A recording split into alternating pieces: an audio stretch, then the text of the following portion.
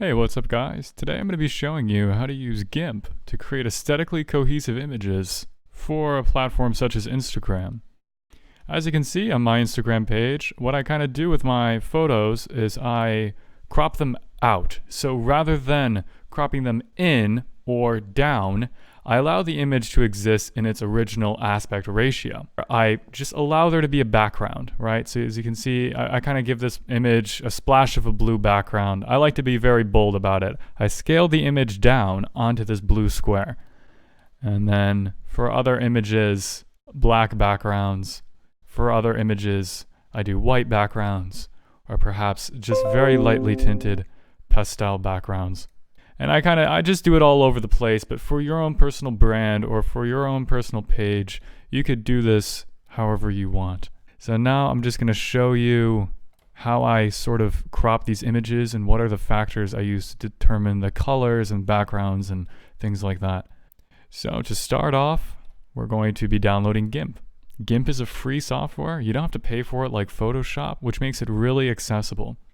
So that's why I'm going to be using Gimp. Typically, I might use Photoshop if I have a subscription at the time. I have a subscription on and off to Photoshop, so sometimes I have access, sometimes I don't. So if I don't, I use Gimp. I'm just going to go scroll down on the main Gimp download page and actually go to the direct download right here. And I'm going to scroll down to the latest version of Gimp, hit the exe for June 2019, and hit save. Now I've already downloaded it, so I'm just going to launch it now and install Gimp on this machine because I have not done that yet. Today I'm going to be working with a few images that I took with my friend over the summer. I've got these like random little images I'm just going to do. I think I'm going to do like this one right here. I just found this image. Okay, there we go. Finish. So now I'm going to launch Gimp just by searching it in Windows. And look, they've got a pretty new splash image and everything. What an incredible software. All of this for free, guys. You don't need no fancy software, I swear. It's all out there for free. So, we've got our main panel here. I haven't used Gimp in a little while, but I'm going to give it my best shot here. What you're going to want to do is take the image that you want to use and just drag and drop it into the software. Easy. So I'm just going to do convert. Convert it over to what Gimp wants us to. And I'm going to select image, canvas size. I'm going to copy whatever is the larger number on the canvas. So if this is a portrait image, you're copying whatever side is longer. The reason for this is because you're going to even it out. So I'm going to do right click, copy, and paste that into the height. Now I'm going to select center to center the image and select resize. What this essentially does is it sort of creates this little outcropping. So to get to the zoom tool, you click up here. I'm going to hold control and click, and that's going to zoom me out. As you can see, I've sort of cropped out the image, so now we've got this square surrounding the main image right here in the center. What I'm going to do now is I'm actually going to select the scaling tool, which is this one right here, scale tool. And I'm just going to scale it down. As you can see, if I grab it from the top left corner, it scales it evenly. And then once I've scaled it down, I'm actually going to select the move tool, which is this tool right here. And once it finishes scaling, I'm just going to select the image and just nudge it to the left.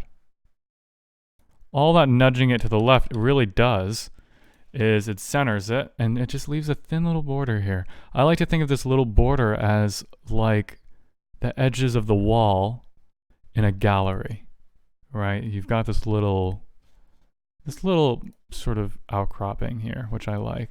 Now what we're going to do is we're going to go down to the bottom corner and we're going to create a new layer by clicking this button right here. Now in Gimp it looks like it gives us these options. So I'll just call the layer background because that's all this is. It's just going to be a color background. And for now I'm just not going to add a color tag to it. And I'm just going to select, let's fill with white. Click OK. Now it's this white. Now the white is blocking our image because it's actually on the top. So we want to move it to the bottom of the order here. And now we've got this nice little white outcropping. Now this alone sort of complements the image, the white. It's very high key. So what we're going to do is we're going to make the background black now. In order to do that, I'm actually just going to select the bucket fill tool right here. And we're just going to select black. It's already selected to black. Hit the fill tool. Bam. Got a black background now. As you can see, this really makes the image pop. So if you're looking for colors to pop, try using a black background.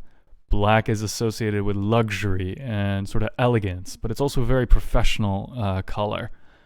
It's kind of an edgy color. However, white, on the flip side, it's very trustworthy, also a relatively professional image, but also sort of represents purity. Heavens, the clouds. It's very light, it's white. It's the color white. I mean, I don't know what else to say. If I want to get a little more funky, there's this other technique that I do, or I select the foreground tool, and I go in here, and you can sample colors. Did you know you can sample colors? To sample a color, you click the little eyedropper tool when you're in the color palette, and you select a color. By selecting colors from this image, this nice little complementary green, I'll just brighten it just a bit. Let's try using the fill tool now on the background with this new color.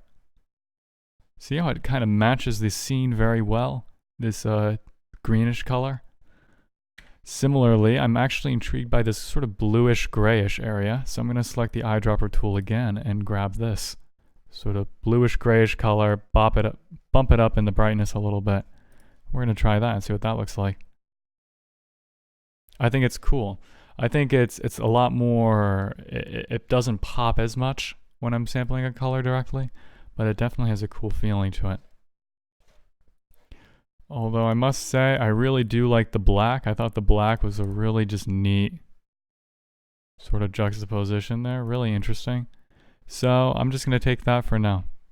Let's try another example here, just so I can show you sort of how this creates some cohesion. So let's do new 6000 by 6000 image. Okay. And let's just drag and drop this image into it. Convert, and bam. Now I'm going to select the background layer, which has already been created for us. And I'm going to use the fill tool, just fill it in black again. Scale, and now we're going to nudge it just a little up and a little to the right, just to make it, sort of even, just by eye. No need for exact. It pops. Between these two images, there's a certain level of cohesion, I feel like, between them at this point. So I'm going to grab some pictures of my friend here. I'm going to put the images of her in a new composition here in Gimp. I'm going to go up to new, create a new image, 6000 by 6000 pixels. Okay, let's click OK. Right off the bat, I'm going to set the background color to black by using the fill tool. You can see the background layer here.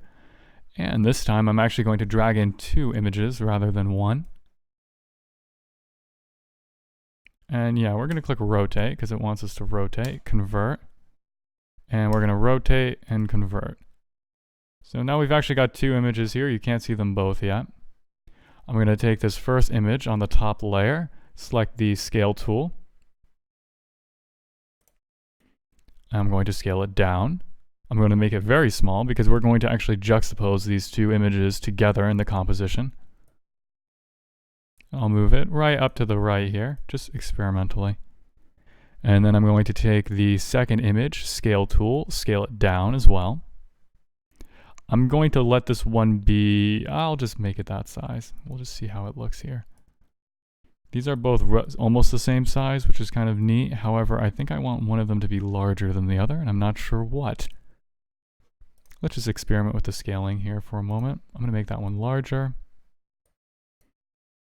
See, I think that's a really interesting thing going on here. There's a lot of ways we can stagger these images, I feel like, in a sort of collagey kind of way that I feel like is very bold and just has a really cool thing going on. I like the way this looks. I feel like I could tweak the positioning here a little bit. I like the overlap for some reason. I just like the colors. It's very sharp. Good colors here. This is what a white background looks like compared to a dark background. In the white background, I feel like there's just a completely different vibe going on here. It just changes things so dramatically. But either way, that's just a cool juxtaposition. If you're ever interested in really making your images stand out in an interesting way. I feel like just the simple juxtaposition of a color and the images and even arrangement of multiple images onto just a square canvas for a social media post is so incredibly effective. It's so simple, but so effective. I'm going to actually take all of these images now and export them. Go up to File, Export, and then navigate to the area you want to export the images. I'll just save them in my tutorial folder. And essentially, it's going to be saving them as a PNG at the moment. I'll call this one field PNG. Export, and as you can see, there's all these different settings here. Chances are you're not gonna have to worry about this that much. I'll just do maximum compression on that. And PNG files are very big, so they take a little bit of time to export. They're lossless. A PNG is considered a lossless image, which means it's not compressing the pixels or creating any kind of image artifacts. There we go. So now I'm just going to export the other images I created here by selecting on them. Exporting them, export, there we go. If we look at these images side by side in Windows, you can kind of see the way the squares match up together. This is sort of like what they're going to look like when they're being viewed on an Instagram page, right? Because all you're really seeing are these little thumbnails, right? Where you're seeing these smaller versions of the image from a profile. If you're looking for unique ways to grab someone's attention, use the power of juxtaposition, contrast, and sometimes images are just, like this right here. It's being cropped, right? You're not getting that full image. It's cropping it. So take control over your design choices. If it's your choice to crop it, then crop it. If it's not your choice to crop it, then upload it to Instagram in that square format and show people right off the bat the fullness of your compositions. Hopefully this tutorial helped you get some ideas about how you can pull together a cohesive Instagram aesthetic and get creative in terms of image layout, in terms of image arrangement, assembly, composition, and all that good stuff. It's something I'm really enthusiastic about. It's something I have a lot of fun with, playing with. Occasionally I'll play with thin little borders around the images that kind of complement the image. I'll play with, occasionally I'll get a lot more bold, occasionally I'll be more subtle. I'll do some yellow backgrounds occasionally. Try to match it up with the images in a sort of cool way. Anyway, thanks for watching the tutorial. I hope you benefited from it and that you learned something new today. Have a nice day.